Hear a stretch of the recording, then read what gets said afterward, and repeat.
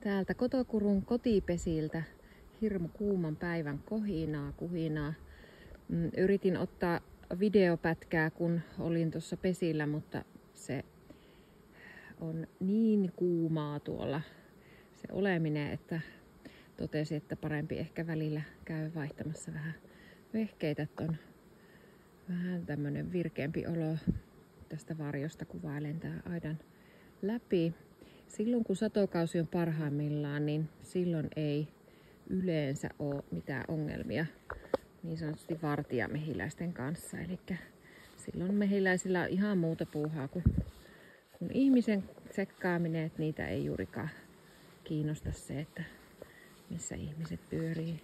Tästä pesille matkaa nyt ehkä, olisikohan 3 metriä suurin piirtein. Aivan tässä vieressä on. Toivottavasti tuo ääni kuuluu.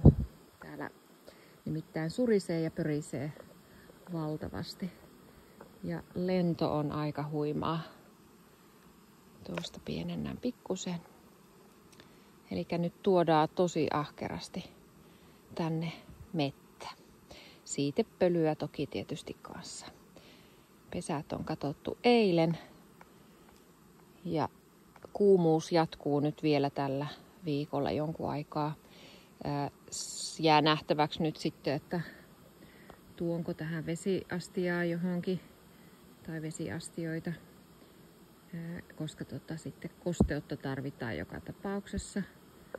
Ja voi olla, että iltasella nähdään sitten tuulettavia mehiläisiä, jotka tulee tuohon ulkopuolelle ja viilentää pesää hiukan, koska tuo kuumuus on sekä pesässäkin niin aika rajua. Toki mehiläiset pystyvät hyvin hoitamaan myös sen lämpötalouden paremmin kuin ihminen. Ja ne yleensä silloin hoitaa sitä tuulettamalla.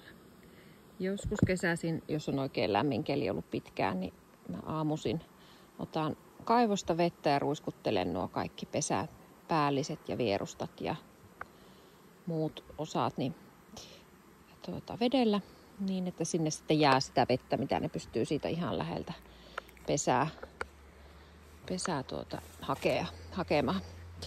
Tänä vuonna on kyllä ritaarin kannukset oikein hillittömän korkeita. Kerta kaikkiaan valtavia. Eli 3 metriä alkaa pian olla tästä, jos rupiaisi mittaamaan. Ja meidän tyrnityttökin tuolla vähän nuupallaan näyttää olevan, mutta toivon mukaan saadaan jotakin sieltä sitten irti syksymällä. Pitäisi uusi tyrni saada siihen viereen, kun edellisen myyrät ottivat ja söivät kerrassaan juurton myöten poikki, että se koko tyrni alkuni otti ja kaatui lähestulkoon itseksiään siitä pois. Tällaista nyt tänään on tiistai. Ja mennään puolessa välissä heinäkuuta pöriseviin tunnelmiin täältä Kotokurusta. Heippa!